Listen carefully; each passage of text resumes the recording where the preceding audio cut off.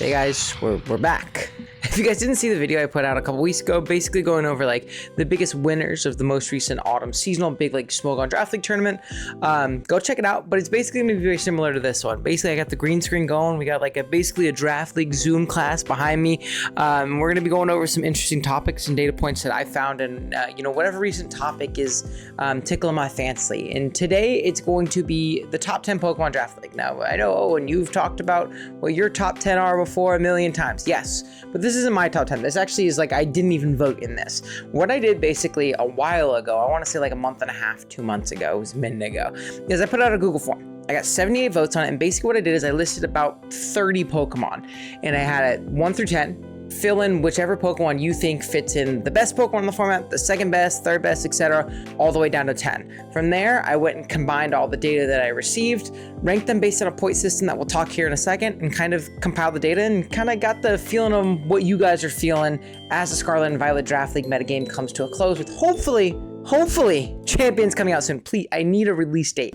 So yeah, basically we're going to go over that and kind of some interesting data points that I found from it and things that I thought were interesting. If you see me looking at my phone at all, it's because I have all of the data points up on my phone, and we're kind of like freewheeling it. It's not scripted at all. I'm just kind of reading off the bullet points so I remember everything I want to talk about. So if you guys do enjoy these types of videos, be sure to let me know. Drop a like, sub to the channel, hype the video. I'd really appreciate it. We're on our way to 10K subs. I think this is a really fun way of kind of going over a lot of Draft League topics and discussions and things like that. And if you have more ideas for them on things you'd like to see, please let me know. I'm more than happy to, do different types of discussion videos with the old epic background right here. So first, I think we should explain the point system. Like I said, we had I think it was about 30 Pokemon listed.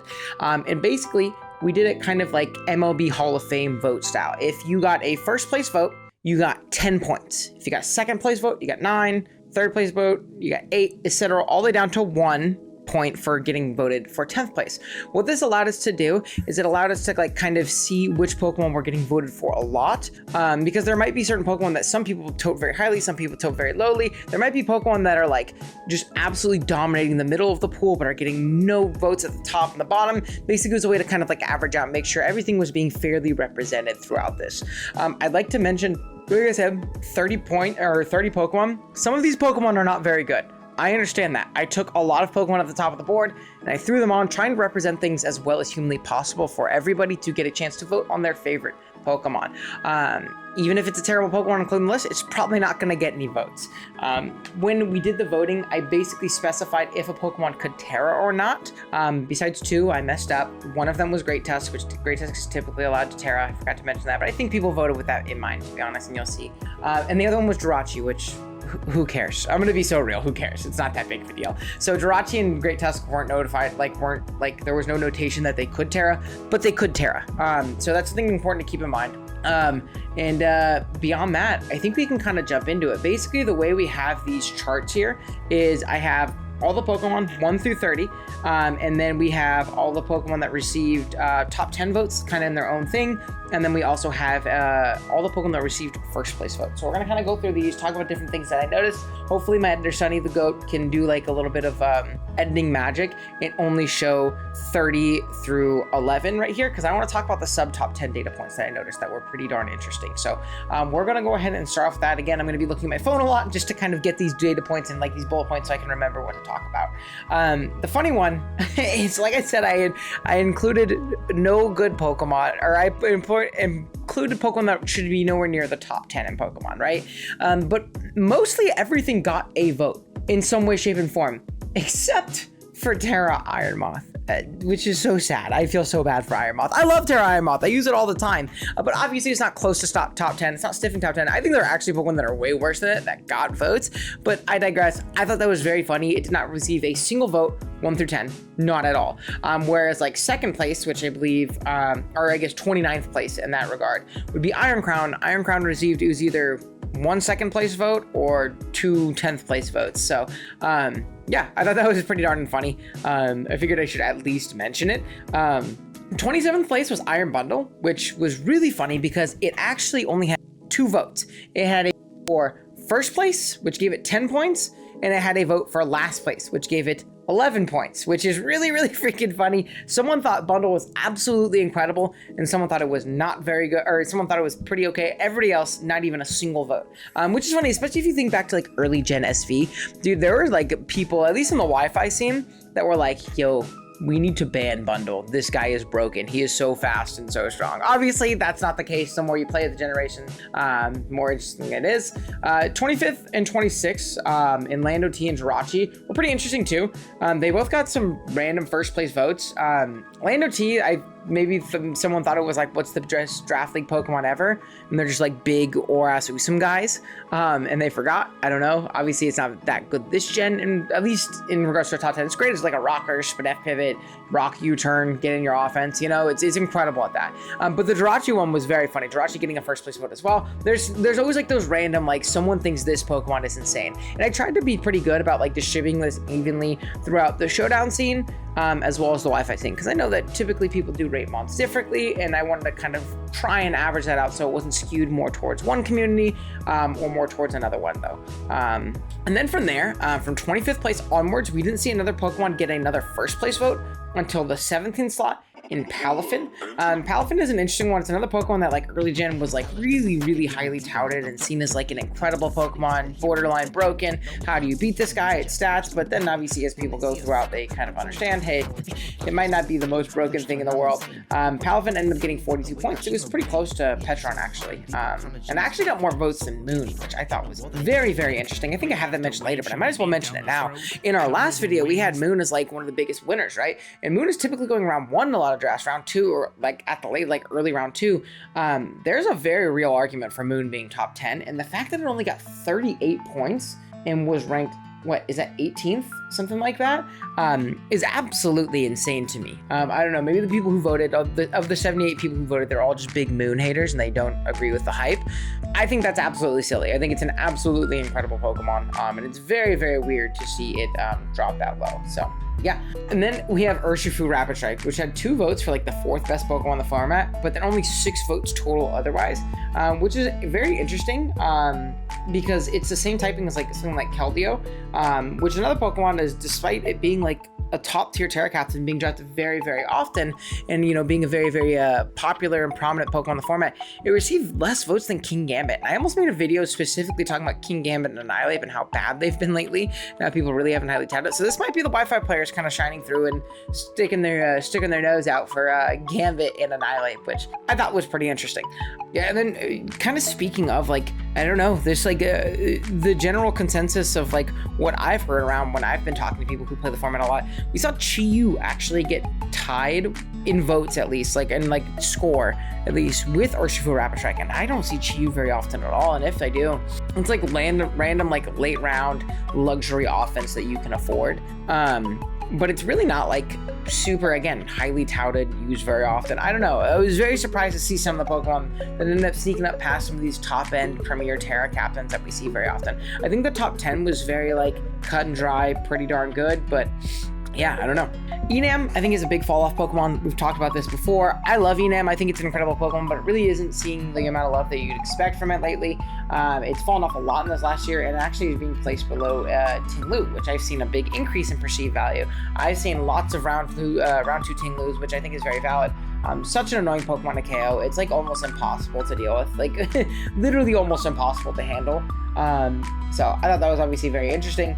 And then we have Garchomp missing top 10, which I think is also a crime. I'm really a firm believer that Garchomp is still a top 10 Pokemon. Absolutely incredible. Whether it be those Tank Chomp sets with like they're laying up hazards and Dragon Tailing everything around with like a Rocky Helmet and Rough Skin, or whether it be like SD like loaded dice Scale Shot, or being like one of the best Scarfers in the format with its really good speed tier and crazy spammable stab combo.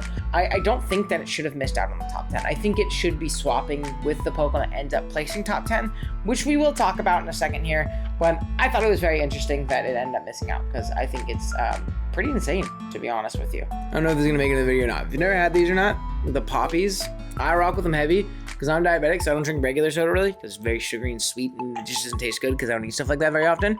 These are the perfect amount, like the perfect amount of sweetness to where it's not like I'm drinking just like bubbly water, but I'm not like pounding headache afterwards. It's not sponsored, but hit me up, Poppy. Dude, Poppy or Olipop, both of them. Hit me up. I'll be your strongest soldier.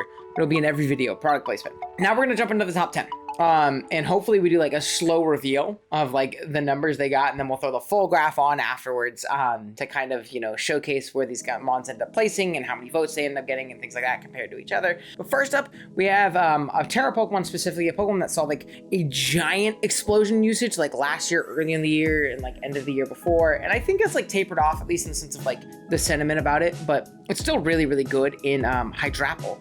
Now, obviously, why is Hydrapple that good? We'll very briefly touch on why these Pokemon are good. Hydrapple, its versatility, it's a stat monster with regen, and I think that alone can make a Pokemon incredible with Terra. I've actually seen like a lot of talk about Slowbro recently. I know Kurt used Terra Slowbro recently in SPLD League and it was really good, and a lot of people have really talked about that lately. Really, if you have good stats, good move pool, and you have regen, you're probably going to be good with Terra. Hydrapple is obviously a great defensive check to whatever you need, especially with an AV, as a SPDF check, or even like Fizzdef Drapples Recover are really, really obnoxious. But then there's like those nasty plot sets where Fickle Beam is one of the silliest moves of all time, and then you have obviously your Grass Tap, and then crazy good coverage otherwise. It's a really, really good Pokemon. It is considerably lower in votes than everything else in the top 10. Even the Pokemon directly above it, it is 36 votes behind, which is pretty considerable. And once you jump up to, I believe it's 10, 9, 8, 7th, it's very far behind. It's like, what is that? Can I do math? I don't know if I can do math. It's like a lot of votes lower than that one. So 230, I think, votes. We'll see. We'll see when we get there. Math check when we get there. But yeah, it's really, really far off in votes. And I really do think that Chomp was like, I'd still say Chomp is better than Hydrapple personally in my mind, but it is an incredible Pokemon. I think it is really strong. But it is interesting to see like a not round 1 pick go in the top 10 in voting, like so consistently. Because there are Pokemon that get drafted in like round 1 before Hydrapple that were like lower than it here. So I thought that was pretty interesting. That's gonna be our number 10 on the list. Number 9, drumroll. Deoxys Speed is another Pokemon that I hear mixed things about. I am the biggest Dio Speed glazer of all time.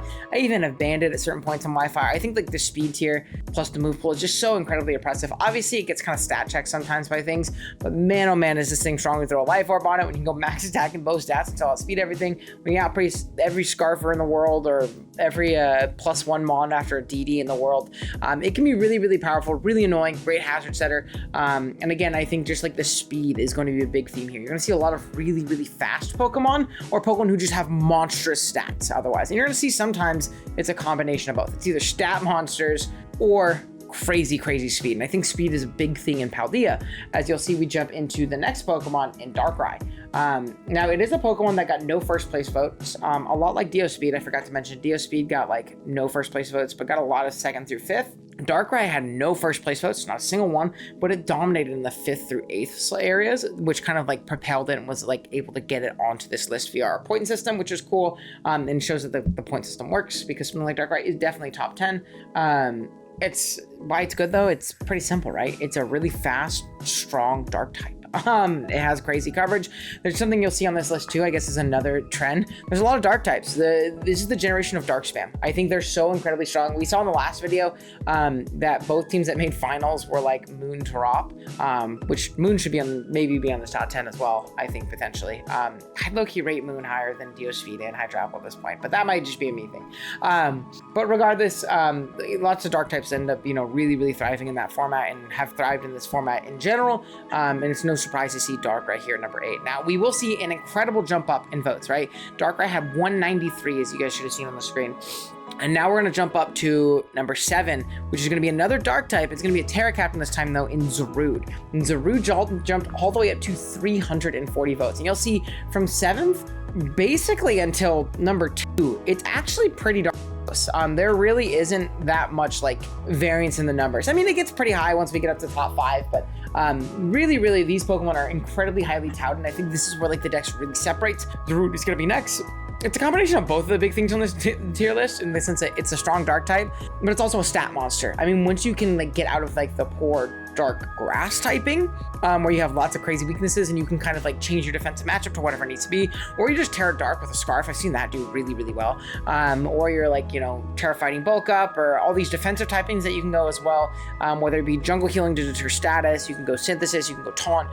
You can do so much with this Pokemon. I mean, Zarude is so unbelievably overwhelming in the prep phase that I think it definitely makes sense being here. When it comes to like other interesting kind of metrics for it, it had lots of 1st and 3rd place votes, but didn't end up making that high because it didn't have a lot of like middle to back end placements, which is very weird. It actually had more first and third place votes than everything but 3 Pokemon, and I believe that's our top 3, which is very interesting to see. Other Pokemon ended up ranking higher because they have more consistent voting throughout, but I think it feels like the people who rate Zarude rate it very, very highly. So I thought that was pretty interesting to mention. All right, they have a little bit of a departure from the dark types right now, but still a stat monster and a Pokemon that offers something very unique that nothing else on this list can offer, and something I would debate should probably be a little bit higher than it is right now based on how good it's been this last year in Terapagos. Terapagos ended with 373 votes. I really thought this was surprising that it didn't break into top 5, especially being the fact that it dominated in 4th place voting. It had like a ridiculous amount of 4th place votes on this on our like voting scale and our voting system, but it just didn't have the rest of like the top end votes to kind of propel it into that top 5, whereas a lot of the other Pokemon on this list do. So unfortunately, it's just, you know, kind of just barely bubbled out of that top 5, but 373, still really strong voting wise. The reason it's so good, again, it's just that emergency button ability. Having Terra Shell as a guaranteed means of getting a spin-off or checking a setup threat or getting up your own setup is just so incredibly valuable. You have incredible coverage, you're very strong, you're very bulky. It's just such a good Pokemon. I loved using Terapagos with Moon. Moon Terap is just my favorite core this gen, I think. Like officially, after trying a lot of different teams and a lot of different playstyles, I think Moon Terap is like by far my favorite. Such a fun Pokemon. I think it should be top 5. I really do think that, like, I'll give my official like top 5, I guess, at the end of this, and we'll kind of go into it a little bit more then. But jumping into the next one, I think we're jumping into our top 5. We have a Raging Bolt. Now, number 5 and number 4 were actually ridiculously close, and we'll get there in a second, but they were only 1 vote off. 442 for Raging Bolt, and the Pokemon at number 4 had 443 votes. So go ahead and place your bet. Which Pokemon do you think that was? But Bolt is obviously incredible. It's like one of the greatest leads in the game. You lead like a booster energy and a proper offensive like Terra typing, and you very often will walk away with 2 KOs, and there's not much your opponent can do about it. There's obviously also the instances where you can go like really fat AV sets or like boot sets and just pivot around, do crazy damage, or there's those games where you run Calm Mind and you just win the game, right? And you can super win the end game. So I loved using Bolt. I think like Bolt Balance is such a reliable playstyle. It's probably one of my second favorite team styles that I used when I used it in OLR with like Iron Treads, as well as Aloe, and then we had Gren Speed, as well as a Alomomola to kind of wish flip all around and kind of keep the team healthy. It was really incredible. It's very consistent. It's very strong. The team styles that like succeed with Bolt tend to be pretty cookie cutter, but it's for a reason, you know. There's a reason they're good. They win, you know, like that's why they end up, you know, happening that way. So yeah, I'm definitely a big Bolt guy. I can see why it's top 5, and I think actually 5th is where I would personally, maybe I'd bump it down depending. Yeah, I think I'd have to bump it down. It'd be the Pokemon I bumped out of my top 5, but it's still a very fair Pokemon to be there. However, number 4, we have Pokemon with just 1 more vote, and I think it's pretty crazy because I would actually rank this a little bit higher. It's gonna be Terra Tornadus Therian. Remember what we talked about before? Big trend on this is either like stat monsters, elite speed, or dark types. Torn gives you 2 of these things, and I've actually seen Terra Dark Torn before, so it could give you 3, but it gives you 2 of these things guaranteed. With 121 speed, it's incredibly fast, and then it's a stat monster with regen just like Hydrapple. It's the best of both worlds. You can run Nasty Plot and just win the game. You can run Specs or Band very comfortably with your regen, your great speed. I think something cool about Torn is like obviously you can run Terra Flying, like crazy strong Hurricanes and Terra Blast. You can run the defensive like Terra Steels, Terra Waters, things like that. But I've also seen matchups where Torn can very comfortably run like a Choice Band or a Choice Specs and then spec into a type that the opponent does not have a resist to and is very weak to, like Terra Ghost or something like that. And I've seen like Terra Ghost, Terra Blast, like Choice Band go absolutely crazy. I've seen Choice Band Terra Dark with knockoff because Dark Spam is so good in this gen, right? So like having a Choice Band Terra Dark set is really powerful. So I'm big on Torn. There's a reason it is ranked so highly. I've seen murmurs of people ranking it in the top 3, even top 1. It had the 3rd most first place votes, which is pretty crazy, considering that it only placed in 4th place. So yeah, I'm a big Torn glazer. I think it's absolutely worth that price point. All right, we are breaking into the top 3. Now, number 3 was only 10 votes ahead of Torn. So this like 5 through 3 ranking was very close, and the top 2 were not close, even to each other, which fun fact, which is pretty crazy. But at number 3, we did have Great Tusk. Now, it is crazy that I messed up and I didn't mention that Tusk is allowed to Terra and still broken in the top 3. Now, you'll very often see Tusk not always drafted with Terra, but yeah, you'll very often see it with or without Terra, but it's so reliable. Again, it's so strong, it's so fat. I think another thing too is like we mentioned how strong dark types are. Tusk is like one of the greatest dark type and knockoff switch-ins in the game right now. So Tusk is incredibly powerful. It's very versatile. Those booster bulk up sets, those Rocks 3 sets, those defensive sets, those Assault Vest sets, those Choice Scarf sets are so strong. Its stab combination is so spammable alongside having like Knock, Spinner, and Spin. It's really, really difficult to deal with and really, really strong on the right team in the right hands. Again, another one of those Pokemon that really like reminds me of Raging Bolt. It's so reliable. It's always going to do its job. There's no such thing as a bad Tusk matchup, which is really important. Even with the top 2 Pokemon, I guess number 2, there are bad matchups for it, right? But yeah, I thought Tusk was absolutely incredible. It dominated in the 3rd through 6th voting. It didn't get a lot of 1st and 2nd place votes, but it really dominated in 3rd through 6th and got a ton of voting there, which I thought was really interesting. But yeah, not a lot of 1st place votes, which I think is fair because I think these top 2 Pokemon are definitely better. Whether or not they be there or they should be there is to be seen. Number 2 is probably, you know, what you guys, 2 and 1 are probably what you guys expect. So we'll just jump right into it. Next up, we have Meowscarada. Meowscarada had 562 points in our scale, which is over 100 more than Great Tusk, which is pretty crazy considering how close it was before. And then Meowscarada jumps up. Again, we're talking about like the things that make Pokemon good in this metagame are like big important things and things that have like proven to be great. Speed and Dark type.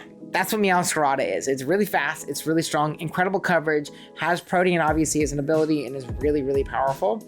Another Pokemon I hear of very often, a lot of people referring to as being the best Pokemon in the format. And again, we'll kind of talk about that a little bit because I have some interesting things to say about the last Pokemon, which I'm sure you know what it is, but we're gonna not say it for suspense just in case anybody's like, what is it? But it's a Pokemon I very often hear people talk about being the best Pokemon in the format. And I think I could understand that. I don't know if I agree fully yet, and something I've still been kind of debating and thinking about, but I really, really do enjoy Meowscarada. I had it in PPL recently where we unfortunately lost in semifinals, but it was so unbelievably good. Even in the matches where it wasn't good, it was good. It's like the best facilitator in the format. Very often it's so close to it killing everything in your opponent's team, forces very specific prep, counterplay, and switch-ins, which really just opens up the rest of the team. It's so unbelievably good. There are bad Meow matchups, but Meow makes them good Meow matchups. You know what I mean? Like I'll flex and bring the spec set. You know what I mean? So yeah, really powerful. And then lastly, we had Iron Valiant. I'm sure you guys knew this was coming. It had 669 votes. So it had 100 more than Meowscarada and 200 more, over than 200 more than Raging Bolt, Torn, and Tusk, which is pretty insane. And it had over 500, almost 600 more than our 10th place vote. So really, really insane. Absolute blowout for Meowscarada, or for Iron Valiant here. It's so strong. It's like the definition of a mixed attacker. It's like how you make a mixed attacker work in this format. It had 37 first place votes, which I'll have Sunny flash it on now. You can see like the first place votes kind of scream how many things got, like how many Pokemon got first place votes. It blew everything out of the water. Meowscarada got 37. The next closest was Meowscarada with 13, then Torn with 8. Zarude was 7, which I told you got a lot of first place voting, which is very interesting. Then you had Tusk, Bolt, Terap with first place votes. Then Hydrapple, Bundle, Jirachi, and there was a couple more that got like random first place votes, but we only threw a couple on there because there's no reason to illustrate that a bunch of Pokemon got one first place vote or something like that. But yeah, I mean, obviously it just outperformed. But I do have a novel idea to introduce you, and I will not go super in depth because I don't have as much data as my good buddy King L5. We're sitting in call one day, and he said, "Wait a minute, I just realized Iron Valiant hasn't done shit." If you look at the major tours, the DPLs, DCLs, a lot of these individual tournaments and things like that, Meowscarada has not won a major tournament yet. It really hasn't. In a lot of these tournaments, it like only is doing consistently well on teams where they have something ridiculous that they shouldn't have, like a Terra Raging Bolt alongside it.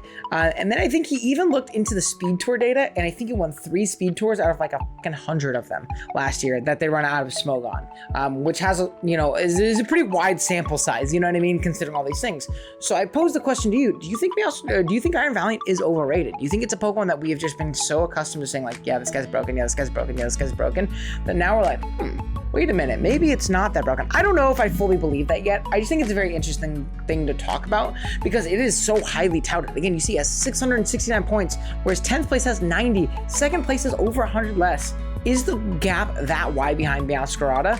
I don't think it's that wide. I don't know if I'm willing to say that Valiant is a fraud or it's crazy overrated, but I am, I think, willing to say that I think the gap between it and Meow, it and Torn, it and Tusk, it and Bolt aren't as wide as people aren't as wide as I think we think they are. So I think that's a very interesting thing. I don't know. I think that's a good thing to end the video on. Do you think that Valiant's a fraud? Do you think it's overrated? I don't know. let me know what you guys think. Let me know if you guys enjoyed today's video. Obviously, they're a little bit more rambly. I have my notes and like I can talk and stuff like that. I can waffle about this shit forever.